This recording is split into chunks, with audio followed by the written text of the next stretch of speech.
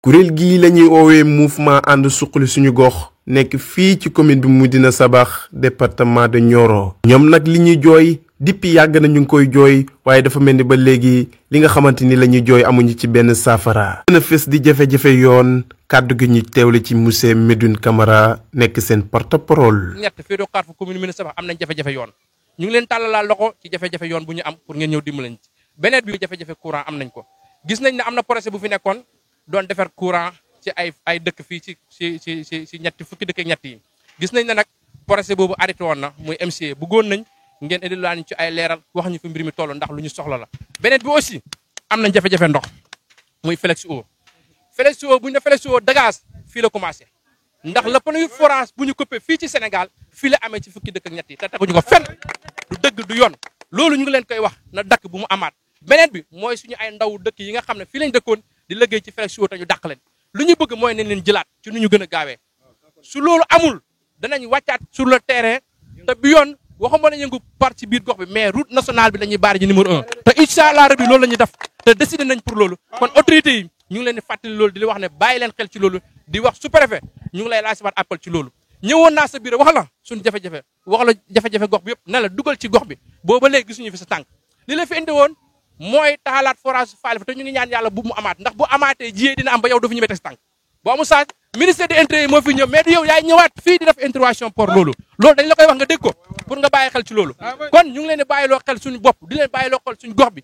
ñun gox la boo xamante ni dañoo néew doole trop rawatina ci wàllu santé benn ambulance moo ne ci gox bi mooy bu ne Falifa te ambulance bi wax dëgg yàlla bu nawet jotee du mën a tëj génn ndax am nañ problème yoon kon nañu dimbale feebar faju jafe na fi ba ñun bu ñu feebaree li ëpp si ñun Gambie la ñuy dem te loolu gàcc na mënoo dëkk Sénégal feebare fi ba pare du faju ji Gambie gi xam ne ñun ñoo leen ëpp doole mënoo dëkk Sénégal am jafe-jafe yoon ba di jaari Gambie ñu dëkk ci depuis 1901 ba léegi ci loolu la ñuy dund te yooyu yëpp ay point la yoo xam ne dañoo bëgg mu dakk ndax ñun carte d'identité nationale Sénégal la ñu yor dëkk Sénégal ku ñu soxla bëgg a falu ci réew mi di nga dugg suñu gox bi dama ne ne commune Médina Sabakh sax ku fi bëgg a falu bu ñu ànd yow doo falu te loolu lu leer la kon nag ñun wax dëgg yàlla dafa jot pour ñu bàyyi ñu xel dafa jot jafe-jafe yu ñu nekkee ñu génn ci te booloo nañu pour contre loolu képp ku ñëwati fii bëgg ñu jàppale suñu jafe-jafe taalal nañ loxo nga jàppale ci waaye boo ñu si jàppale bàyyi xel ne boo fi del si waatee boo fii génn doo am lu la neex ak ku mënta doon ak autorité bu mënta doon amatuñ ci sens interdit bañatuñ ci dara ndax léegi dañoo yegg ci fin bi ndax ku fi ñëw jàppale nañ la politicien bu fi mës a ñëw dig ñu jàppale nañ la te jusqu'à présent jàpp nañ ni képp ku falu ci Sénégal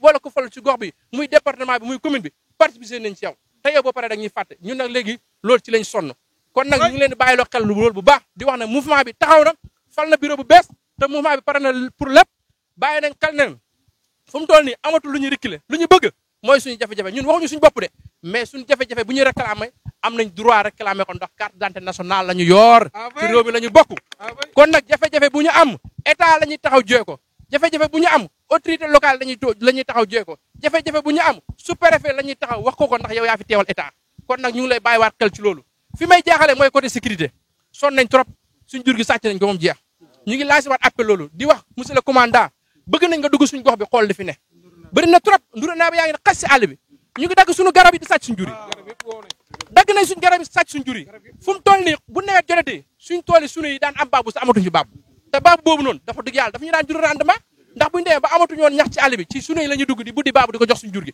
loolu sax amatuñ ko ci gox bi te loolu yëpp dara waralu ko mooy pëli ndura naa bi ñëw ci àll bi di fi màng si ñoo waral loolu bëgg nañ ko dugg ci gox bi nga waxtaan ak ñoom lu àll bi ñun ñëpp ñoo ko bokk waaye dafa am foo xamante ni dafa am sens interdit liñ ñuy tere ñun nañ ko tere ku béy ko ci àll ba mais liñ may tere man mi fi dëkk nga koy nangul kuy béy ko ci àll bi di ñëw ci gox bi loolu pourquoi loolu lañ mënta nangu te il faut ñu bàyyi xel ci loolu nañu ñëw fii ci gox bii seet li fi nekk si jafe-jafe rawatina ci wàllu sécurité ñu dimbali ci fu mu toll nii dëkk boo dem bu guddi jotee pour ñu ne la problème ndax ñu ngi bàyyi xel jur gi ñu ngi bàyyi xel sàcc ñu ngi bàyyi xel ñuy dugg ñu ngi bàyyi xel ñuy génn te loolu wax dëgg yàlla dafa métti te ñu ne brigade de gendarmerie mu ngi fii poste Caraïbes dañuy toog 2 mois akon duñu gis sax auto gendarme est-ce que loolu yoon la ñu ne nañ dangu sécurité loolu mën na nekk kon ñu ngi leen laaj sa appel ngeen ñëw ci gox bi ngeen dimbali ci wàllu sécurité beneen bi fi may jaaxalee mooy ñëpp koo xam ne yaa ngi dëkk si gox bi nekk chef de village lu ñu bëgg ngeen jël seen responsabilité lépp lu ñu leen woo wala lépp lu ñu leen wax diisoo leen ak SNES bi ndax loolu foofu la jamono toll waaye fu mu toll nii tout le temps rek ñu ñuy woo ci yu ñàkk fayda wala ñu ñuy woo di ñu nax loolu dafa jeex ñu ngi bàyyiloo xel waa dëkk bi yëpp ñu ngi bàyyiloo xel waa gox bi yëpp rawatina chef de village yi si problème bi mel noonu kon nag wax dëgg yàlla maa ngi jaaxale foofu di jox la président incha allah rabbi mu ñëw ak ñun ci yenn détails rawatina ci langue française incha allah rabi version française waaw. À l'Assemblée des Sénégalais, plus précisément au département de Nioro et la commune de Médina Sabakh. Nous sommes ici réunis, les villages, 13 villages, qui regroupent l'association And Suxali Sunu Gox. Ce sont les 13 villages qui se trouvent à l'ouest de la commune. Nous réitérons ici les vieilles doléances, à savoir la construction d'une piste, à défaut d'avoir une route goudronnée, nous demandons, c'est pas beaucoup pour un État, de demander une piste qui va de Poste Caraïbes à Kersambakouta. C'est une vieille doléance. Bon, il y avait des débuts de solutions. À chaque fois, on nous envoie une équipe qui sillonne la zone de faisant ce qu'on appelle la topologie. Hein? Tout récemment, on a entendu une pose de première pierre. Mais nous demandons à ce que les travaux commencent. Il faut que les travaux commencent. Hein? Les promesses, on en a assez maintenant. Il faut que les travaux commencent. Hormis cela, nous demandons aussi, à ce qui concerne l'électrification, ça reste beaucoup à faire. Il y a certains villages qui attendent depuis lors. Il y avait des équipes qu'on avait envoyées, surtout au village de Youna, Falifa, Kersambakouta, Ndianyen, Kermoda. Et ces équipes-là, à un moment donné, on les a renvoyées, on les a rappelées. Nous demandons pourquoi. Pourquoi les travaux s'arrêtent pour l'électrification de ces villages-là. Hein? Nous demandons à ce que le nouveau régime qui est actuellement là, nous demandons à ce que ce régime-là fait, par exemple, relancer encore ces travaux-là au niveau de ces villages pour l'électrification complète de tous les villages, tous les 13 villages. Alors, nous demandons aussi à ce que, comme par exemple, cette société-là que l'on appelle Flexo, il faut que Flexo dégage. Voilà. Le demander, ce n'est pas beaucoup. Et l'État peut le faire. Et pourquoi Flexo a renvoyé ou bien a, comment dirais-je, licencié ces agents-là qu'il avait recrutés?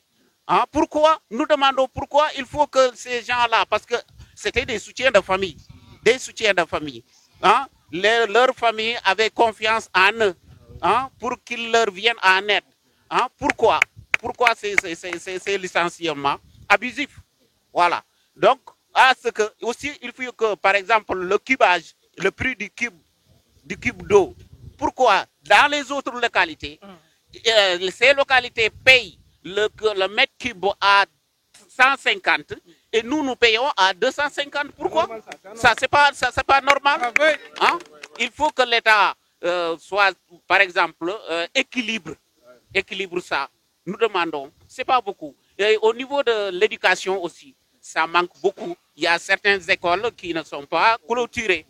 Et encore, voilà, sur le plan sanitaire aussi, il y a des hôpitaux qui sont là, des dispensaires, des postes de santé, hein, par manque de médicaments ou par exemple de personnel, du personnel qualifié. Nous demandons à ce que vraiment ces postes de santé ou bien ces dispensaires soient par exemple dotés de personnel qualifié et de médicaments.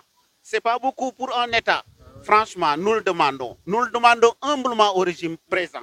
Voilà. On ne cesse de le demander. Parce qu'au régime précédent, on le demandait sans cesse. Et il y avait peut-être quelquefois des débuts de solutions et les travaux s'arrêtent à un moment donné. Au nouveau régime, on le réitère. On réitère nos doléances. Vraiment. Sur ce, vraiment, je vous demande de me pardonner. Peut-être, bon, des fois, j'exagère, mais quand même, c'est ça. Parce que nous parlons avec le cœur. Voilà, merci à vous et à la prochaine. Merci.